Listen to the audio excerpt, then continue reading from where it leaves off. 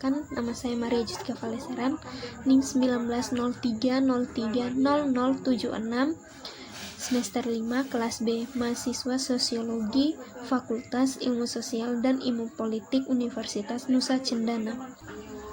Video kali ini untuk memenuhi tugas mingguan kelima, gerakan sosial. Difusi Global Protest oleh Donatella Della Porta, Protes dan Gerakan Sosial. Buku ini menggabungkan teori dengan penelitian empiris yang berurusan dengan berbagai jenis mobilisasi dari kelompok lingkungan hingga revolusi. Tujuannya adalah untuk mendorong non-penutur asli untuk memperkenalkan karya mereka kepada audiens Anglopon dan juga untuk memaksimalkan aksesibilitas. Beberapa tahun terakhir telah terlihat ledakan gerakan protes di seluruh dunia dan teori-teori akademis yang berlomba untuk mengejarnya. Hal ini bertujuan untuk membuat pemahaman kita lebih jauh tentang asal-usul transaksi, keputusan, dan hasil gerakan sosial dengan mendorong dialog di antara banyak tradisi pemikiran lintas negara-negara Eropa dan lintas benua. Protes dan gerakan sosial. Mengendarai gelombang protes dalam krisis neoliberal. Pengantar dalam buku ini membahas mengenai gerakan sosial dalam neoliberalisme akhir. Beberapa dari protes di tahun 2013 yang berkembang di negara-negara yang dianggap sebagai pemenang dalam istilah ekonomi seperti negara Brasil, Venezuela, Turki, dan Afrika Selatan, atau sebagai negara yang dalam hal politiknya sangat kontroversial seperti negara Bosnia, Bulgaria, dan Ukraina. Namun demikian, terlepas dari perbedaan, penekanan pada ruang kota melalui pendudukan alun-alun telah menjadi karakteristik umum dari semua protes ini. Gelembung real estate, melonjaknya harga rumah, dan privatisasi keterasingan barang-barang perkotaan umum secara keseluruhan merupakan landasan umum protes di berbagai tempat, seperti di Amerika Serikat, Mesir, Spanyol, dan Yunani.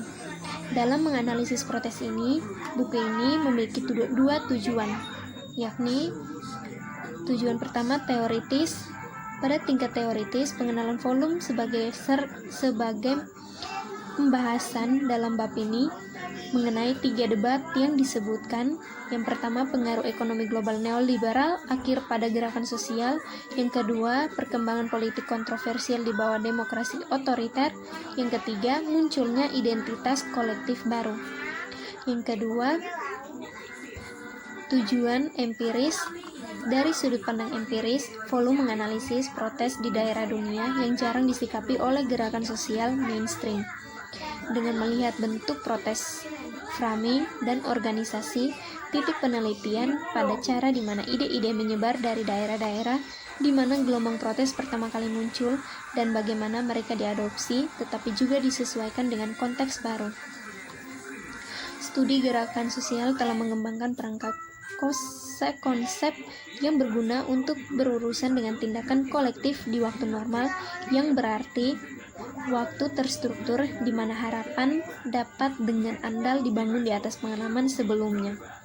Kognisi dari hubungan tersebut. Selain itu, jenis konteks yang ada dan yang mereka miliki terutama dibahas adalah apa yang disebut dengan demokrasi maju, dengan kesejahteraan yang maju, negara bagian, sistem kepartaian yang terkonsolidasi, dan kurang lebih aturan hukum yang dihormati. Dengan menentukan sikap untuk melihat neoliberalisme akhir dan ketidakpuasannya, Della Porta pada tahun 2015 secara otoritatif mencatat bahwa tidak hanya peluang tetapi juga ancaman dapat mendorong mobilisasi. Dan meskipun ada perhatian yang meningkat terhadap ancaman yang memicu protes, kita masih tahu sedikit tentang gerakan yang berkembang di masa krisis, yaitu ketika protes lebih didorong oleh ancaman daripada peluang. Gerakan yang berkembang dalam masa krisis telah sedikit dipelajari dalam studi gerakan sosial arus utama, yaitu kita dapat berasumsi bahwa gerakan sosial yang terbentuk sebagai respon terhadap ancaman memiliki karakteristik yang berbeda dari yang muncul pada saat kelimpahan. Studi gerakan sosial seperti bidang studi dalam politik komparatif atau sosiologi telah berfokus pada stabil waktu. Memang harapan utama adalah bahwa gerakan sosial adalah milik politik dan masyarakat normal yang beradaptasi dengan kondisi kontekstual yang cenderung untuk dapat diprediksi. Pergeseran konjungtural tentu saja terjadi di bidang politik kesempatan untuk protes, tetapi mereka jarang mengubah struktur. Bahkan, aktor dalam pembuatan strategi ini mengharapkan selalu bergantung pada jalur yang sedikit berkembang dalam struktur yang diketahui. Neoliberalisme telah dianggap sebagai titik kritis yang telah secara drastis mengubah mode integrasi politik. Dalam buku Roberts 2015.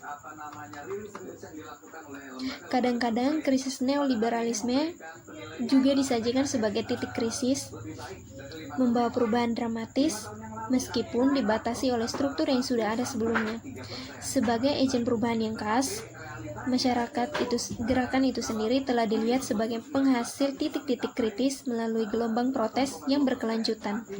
Hal ini telah dicatat secara khusus tentang protes anti penghematan di negara-negara di mana krisis ekonomi telah lebih cepat dan mendalam mengubah norma-norma yang telah ditetapkan sebelumnya.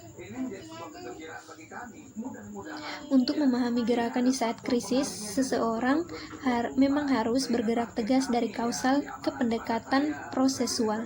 Sebagai gerakan, sebagai produsen sumber daya dan sumber mereka sendiri, baik itu domestik dan transnasional pemberdayaan, yang masuk ke dalam interaksi kompleks dalam berbagai arena, hubungan antara pemain berkembang dalam menanggapi pilihan strategi mereka, dan juga dalam perspektif teori permainan, maka tidak hanya permainan yang dapat diubah, tetapi juga identitas para pemain. Sedangkan kondisi sosial ekonomi dan politik konteks terus meningkatkan dan membatasi aktor serta tindakan umpan balik yang terus diproduksi dan direproduksi. Menurut pendapat Della Porta 2016. Neoliberalisme dan krisisnya. Hal ini berfokus pada neoliberalisme akhir dan krisisnya, dengan khusus perhatian pada cara-cara di mana berbagai jenis neoliberalisme ditampilkan kembali dan tercermin dalam gerakan protes di seluruh dunia yang dianggap sebagai pendatang baru dalam gelombang perdebatan yang memuncak pada tahun 2011. Riset dalam ekonomi politik telah menunjukkan beberapa karakteristik umum neoliberalisme yang dapat dilihat dalam dua pendekatan yang sangat berbeda. Yang pertama dalam visi tren, sebagai bentuk evolusi kapitalis seperti versi yang dikembangkan dari pasca Fordisme. Yang kedua dalam visi siklus seperti Polanyi, sebagai bagian dari bandul antara pasar bebas dan perlindungan sosial. Dalam kedua perspektif ini, pasar bebas telah muncul sebagai ideologi yang mendorong kebijakan yang tidak berorientasi pada mundurnya negara dari pasar, melainkan ke arah pengurangan investasi yang dirancang untuk mengurangi ketidaksetaraan pasar.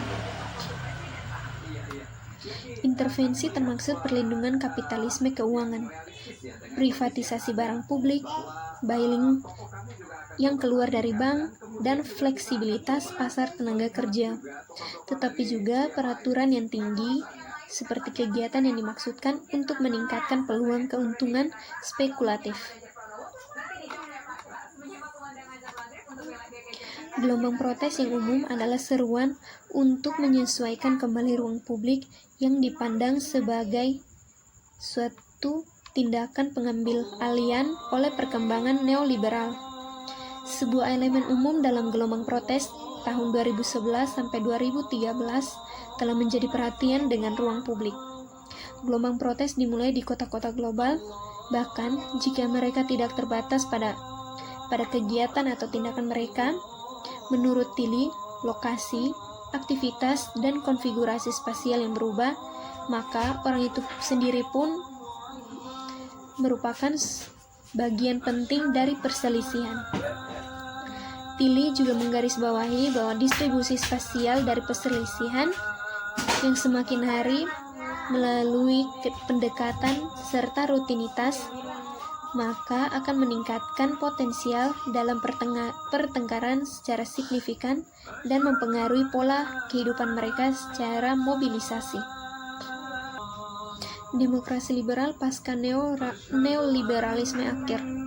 Dinamika sosial ekonomi terjalin erat dengan dinamika politik sebagai neoliberalisme, sementara mengubahnya secara dramatis, tergeser tetapi tidak berarti memperlemah hubungan antara pasar dan negara. Neoliberalisme memiliki perubahan mendalam dalam cara kerja, yakni demokrasi nyata, yaitu menurut pendapat dari Robert Dahl tahun 2000, demokrasi dalam cara mereka benar-benar bekerja, namun itu tidak berarti mengurangi intervensi negara di pasar dan sipil masyarakat, karena neoliberalisme membutuhkan negara untuk mengatur kondisi, tetapi juga untuk outbound pada saat krisis.